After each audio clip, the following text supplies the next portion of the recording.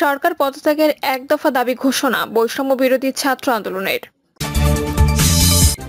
এদিকে সিলেটে শিক্ষার্থীদের সঙ্গে পুলিশের সংঘর্ষ, পুলিশের গুলি, টিয়ারশেল, আহত অনেক।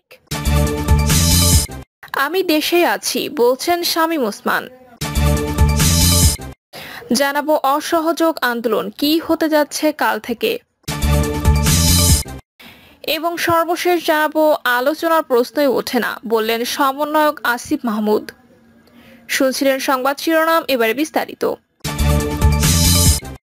সরকার পদত্যাগের এক দফা দাবি ঘোষণা বৈষম্য বিরোধী ছাত্র আন্দোলনের। সরকার পদত্যাগের এক দফা দাবি ঘোষণা করেছে বৈষম্য বিরোধী ছাত্র আন্দোলন। আজ রাজধানীর কেন্দ্রীয় শহীদ মিনারে হাজার হাজার মানুষের সমাবেশে বৈষম্য বিরোধী ছাত্র আন্দোলনের পক্ষ থেকে সমন্বয়ক নাহিদ ইসলাম এই ঘোষণা দেন। বিকেল 5:30টার দিকে নাহিদ ইসলাম মাইকে সমবেত মানুষের উদ্দেশ্যে বলেন, মানুষের জীবনে নিরাপত্তা ও সমাজে ন্যায় বিচার প্রতিষ্ঠার জন্য আমরা এক দফা দাবির সিদ্ধান্ত উপনীত হয়েছি।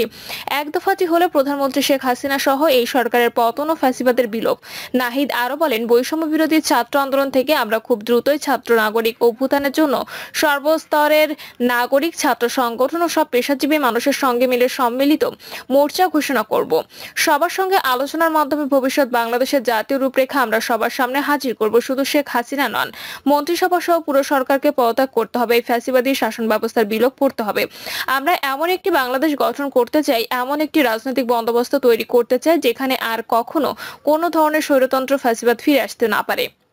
যে স্বতঃস্ফূর্ত ছাত্র নাগরিক অভ্যুত্থান শুরু হয়ে গেছে তার সঙ্গে মানুষকে যোগ দেওয়া এবং পাড়ায় পাড়ায় মহল্লায় মহল্লায় সংগঠিত হওয়ার আহ্বান জানান নাহিদ। তিনি কাল থেকে সর্বাত্মক অসহযোগ আন্দোলনের ঘোষণাটিও তুলে ধরেন। সরকারি চাকরিতে কোটা সংস্কারের দাবিতে 1 জুলাই থেকে লাগাতার আন্দোলন শুরু করেন শিক্ষার্থীরা। 16 জুলাই সংঘর্ষে 6 জনের মৃত্যু হয়। এরপর আন্দোলন আরো বেগবান হয়। পরবর্তী সময় সংঘর্ষ সংঘাতে এখনো পর্যন্ত 216 জন নিহত হয়েছেন, আহত হয়েছেন বহু মানুষ। বৈষম্য বিরোধী ছাত্র আন্দোলন হতাহতের ঘটনায় 9 দফা দাবি দিয়েছিল। এবার এক দফা দাবি তুলে ধরা হলো। আজ শহীদ মিনারের সামনে সারিতে অন্তত 6 জন সমন্বয়ক উপস্থিত ছিলেন। তারা হলেন নাহিদ ইসলাম, সার্জিস আলম, হাসনাত আব্দুল্লাহ, আসিফ মাহমুদ, আবু বাকের মজুমদার ও আব্দুল কাদের। তাদের মধ্যে নাহিদ সহ 3 জন বক্তব্য দেন। বৈষম্য বিরোধী ছাত্র আন্দোলনের আজ সারা দেশে বিক্ষোভ মিছিল কর্মসূচি পালন করে। রোববার থেকে সর্বাত্মক অসহযোগ আন্দোলনের ডাক দেওয়া হয়েছে। আজকের কর্মসূচিতে অংশ নিতে রাজধানীর বিভিন্ন এলাকা থেকে বিক্ষোভ মিছিল নিয়ে শহীদ মিনার এলাকায় একত্র হয়েছেন শিক্ষার্থী ও সাধারণ মানুষ। সিলেটে শিক্ষার্থীদের সঙ্গে পুলিশের সংঘর্ষ, পুলিশের গুলি, টিয়ারশেল, আহত অনেক। বৈষম্য বিরোধী ছাত্র আন্দোলনের বিক্ষোভ মিছিলে সিলেটের শিক্ষার্থীদের সঙ্গে পুলিশের সংঘর্ষের ঘটনা ঘটেছে। বিকেল 5:15টার দিকে নগরীর চৌহাট্টা এলাকায় আন্দোলনকারী বিক্ষোভকারীদের সঙ্গে পুলিশের সংঘর্ষ শুরু হয়।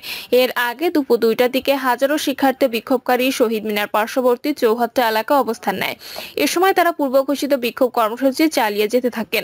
আন্দোলনকারীদের সঙ্গে যোগ দেন স্থানীয় লোকজন। বিকেলে নগরীর জিন্দাবাজার থেকে দরগাহ মোল্লা পর্যন্ত সড়কে অবস্থান নেন তারা। বিকেল 5:15টার দিকে হঠাৎ আন্দোলনকারীদের লক্ষ্য করে পুলিশ টিয়ারশেল নিক্ষেপ করে। এতে পুলিশের সঙ্গে আন্দোলনকারীদের সংঘর্ষ শুরু হয়। সংঘর্ষ আশপাশের এলাকায় ছড়িয়ে পড়ে। পরে পুলিশ আন্দোলনকারীদের ছত্রভঙ্গ করতে রাবার বুলেট ও সাউন্ড গ্রেনেড নিক্ষেপ করে। সন্ধ্যা 6:45টায় শেষ খবর পাওয়া পর্যন্ত নগরীর চৌহাট্টা, জিন্দাবাজার, হাওয়াপাড়া, মীর বক্সটুলা, রিকাবি বাজার ও শাহজালাল মাজার এলাকায় থেমে থেমে সংঘর্ষ চলছে।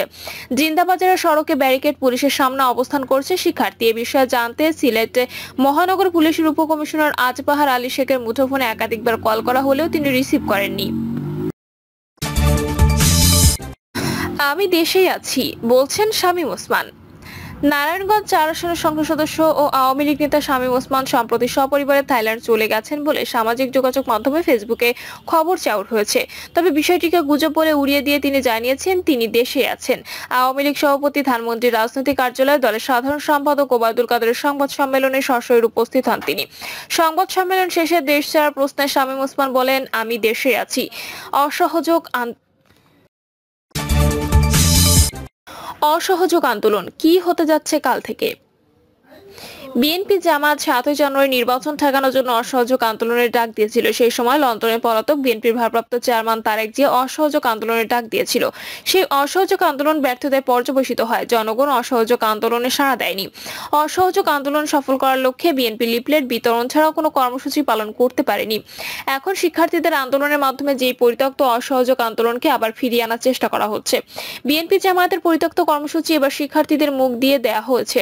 গতকাল কোটা সংস্কার আন্দোলনের একজন সমন্বয়ক ফেসবুক লাইভে এসে অসহযোগ আন্দোলনের ডাক দিয়েছেন রোববার থেকে। শুধু তিনি আন্দোলনের ডাকই দেননি, কর্মসূচিতে কি করা যাবে না যাবে সে সম্পর্কে একটি বিস্তারিত বিবরণ তুলে ধরেছেন। সবচেয়ে লক্ষণীয় ব্যাপার এই যে সমন্বয়কের এই বিবৃতি আর লন্ডনে পলাতক তারেক জিয়ার ডিসেম্বরে প্রদত্ত বিবৃতি হুবহু এক। কিছু শব্দগত পরিবর্তন ছাড়া তারেক জিয়ার বক্তব্যকে হুবহু অনুকরণ করা হয়েছে। এখন প্রশ্ন উঠেছে, এই অসহযোগ আন্দোলন কি তাহলে তারেক জিয়ার ফর্মুলা? লন্ডনে পলাতক বিএনপির ভারপ্রাপ্ত চেয়ারম্যান তারেক জিয়া দীর্ঘদিন থেকে সরকার পতনের জন্য নানা কূটকৌশলের আশ্রয় নিচ্ছেন। এবার তিনি কোটা সংস্কার আন্দোলনের নামে সরকার হটানোর নীল নকশা গ্রহণ করেছে। সেই নীল নকশার অংশ হিসেবে অসহযোগ আন্দোলনের ডাক দেওয়া হয়েছে। অসহযোগ আন্দোলনে 5টি মৌলিক বিষয় উত্থাপন করা হয়েছে। প্রথমত, অফিস আদালত সবকিছু বন্ধ হয়ে যাবে, কোনো সরকারি বেসরকারি অফিস চলবে না। দ্বিতীয়ত, কোনো যানবাহন চলাচল করবে না, মানুষজন ঘরে থাকবে এবং সরকারকে অসমর্থন জানাবে। তৃতীয়, সরকারকে কোনো ধরনের খাজনা, ট্যাক্স, বিদ্যুৎ বিল ইত্যাদি দেবে না। জনগণ প্রয়োজনে মোমবাতি জ্বালিয়ে বাসায় থাকবে। চতুর্থত, আন্তর্জাতিক মহল যাতে সরকারকে কোনো রকম সাহায্য সহযোগিতা না করে সেজন্য তারা আন্তর্জাতিকভাবে লবিং করবে। পঞ্চমত, সরকারের বিভিন্ন মন্ত্রী এবং এমপিদেরকে কাজ করতে দেয়া হবে না। এছাড়া কেউ গণভবন কিংবা বঙ্গভবনে যেতে পারবে না। এরকম আরো কিছু কর্মসূচি অসহযোগ আন্দোলনের মধ্যে অন্তর্ভুক্ত করা হয়েছে। প্রশ্ন উঠেছে, কোটা সংস্কারের মূল দাবি কি ছিল? কোটা সংস্কারের মূল দাবি ছিল বর্তমানে কোটা নিয়ে যে বৈষম্য তা দূর করতে হবে। সে দাবির সমাধান হয়ে গেছে। আপিল বিভাগের রায় অনুযায়ী সরকার একটি প্রজ্ঞাপন জারি করেছে। শিক্ষার্থীদের পক্ষ থেকে বলা হয়েছে এই প্রজ্ঞাপন যথেষ্ট নয়, তাদের সাথে আলাপ আলোচনা করে কোটা বিভাজন করতে হবে। সে বিষয়টি নিয়ে আলাপ আলোচনা হতেই পারে, তার সাথে সরকার বদলের কোনো সম্পর্ক নেই। দ্বিতীয়ত, মধ্য জুলাই সহিংসতার পর তাকে পক্ষ থেকে 8 দফা দাবি দেওয়া হয়েছে। এই 8 দফা দাবির কিছু কিছু দাবি ইতোমধ্যে পূরণ হয়েছে। যেমন, বিচার বিভাগীয় তদন্ত কমিটি ইতোমধ্যে গঠিত হয়েছে। আটক শিক্ষার্থীদের মুক্তির প্রক্রিয়া শুরু হয়েছে। গতকাল ছুটির দিনেও এইচএসসি পরীক্ষার্থীদের জামিন দেওয়া হয়েছে। অন্য যারা শিক্ষার্থী আছে তাদের তালিকা তৈরি করা হচ্ছে এবং এই তালিকা অনুযায়ী তাদের মুক্তির ব্যবস্থার জন্য উদ্যোগ গ্রহণ করা হয়েছে। সরকার যেহেতু সবগুলো কর্মকাণ্ড করছে, কাজে এখন অসহযোগ আন্দোলন কেন সে প্রশ্নটি সামনে এসেছে। এখান থেকেই প্রমাণিত হয় যে কোটা সংস্কার আন্দোলনের শিক্ষার্থীদের আন্দোলন না, এই আন্দোলনকে টেনে লম্বা করার মিশনটি হলো বিএনপি জামায়াতের।